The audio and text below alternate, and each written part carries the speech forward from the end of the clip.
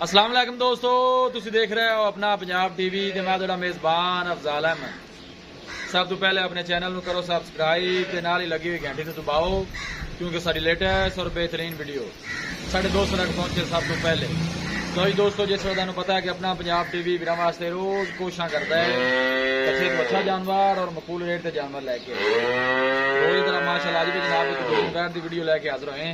सब तो पहले मेरा कैमरामैन तुहानू बाहर दिखाएगा तो मजीद गलबात करांगे मालिक दे नाल कियां दी डिमांड करते हैं, कियां दा हिसाब किताब है। अला क्वालिटी के जानवर मिलते हैं जनाब अपना पंजाब टीवी ते। माशाअल्लाह देखो बड़े कद काठ वाला जानवर है जी, आर्डर क्वालिटी माशाअल्लाह बड़ी लाजवाब है। थब्बे दा माशाअल्लाह जनाब गाड़ी चक्का लगी हुई है, देख सकते हो। फ्रीजन दे जनाब चोलस्तानी क्रॉस है। आर्डर क्वालिटी माशाअल्लाह बड़ी लाजवाब है। देखो माशाअल्लाह थन बड़ा खूबसूरत है, मोट पर जनाब काला वैन थन लगे मजा वाला जनाब इन थन लगे, देख सकते हो। पूरी माशाअल्लाह बरीक वैड है, पतली बरीक बूथी बिल्कुल छोटा छोटा वैड नु कन लगे। अल्लाह के फजलो करम दे नाल अपना पंजाब टीवी की टीम इस तरह ही जनाब मेहनत करती रहेगी। लोकेशन वीरां नु दसदा जावां जनाब, जिला उकाड़ा जनाब साडी लोकेशन है। जानवर दिखाने की इंशाल्लाह जनाब पूरी तसल्ली कराई जाएगी।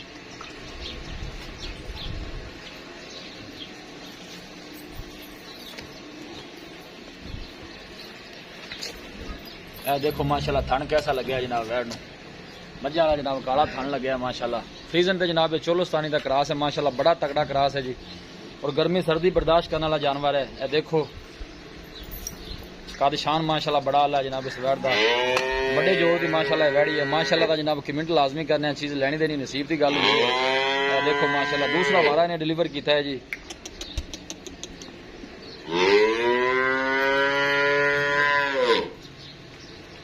वीडियो ਨੂੰ ਜਿਹੜਾ ਮਿੰਟ तक देखना है, लाइक भी करना है, शेयर भी करना है। चड्डा देखो माशाल्लाह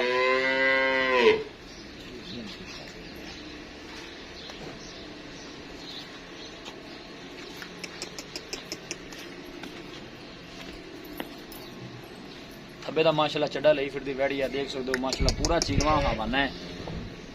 दुध वाला चड्डा कोई बालशाल नहीं जनाब है, देख सकते हो माशाल्लाह। जेड़ा भी लै जाए अल्लाह ताला जनाब उन्हें नसीबां च करे। बहुत घाटे हो जानवर जनाब वेखण नूं मिलदे ने एडे कद काठ वाले माशाल्लाह। अहीं नूं लिया पुत्तर इहनूं पे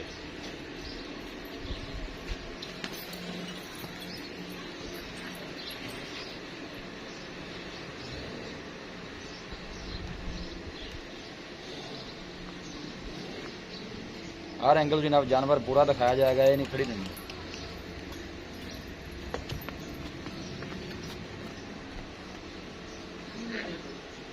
दूसरा वारा जनाब माशाल्लाह डिलीवर किया इस वैड ने।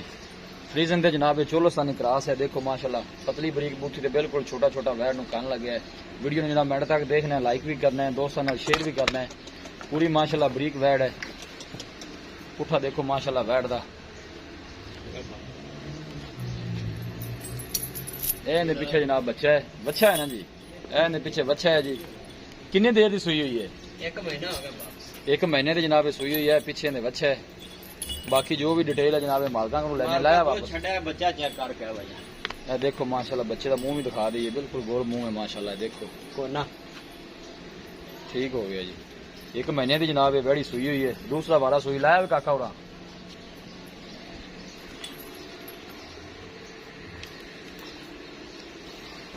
बड़े जोर की माशाल्लाह वैड़ी है, देख सकते हो।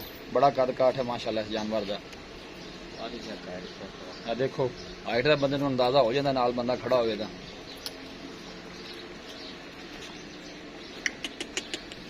लो जी दोस्तों वैड दिखा दी है तो मजीद गलबात करने मालिक दे नाल कि की इनकी डिमांड करते हैं, की हिसाब किताब है। माशाल्लाह सोहना जानवर है, जिन्नी भी तारीफ की जाए जनाब इस जानवर की घट है। लो जी भाई अस्सलाम वालेकुम। वालेकुम शकील भाई की हाल? अल्लाह दा सान है। तबीयत से ठीक है? जानवर माशाल्लाह दिखा दिता है। हुण तुसीं ये दसना है कि जैन मनसूआ कितना सुई है? दूजा वारा गारंटी नाल दूसरा बार है।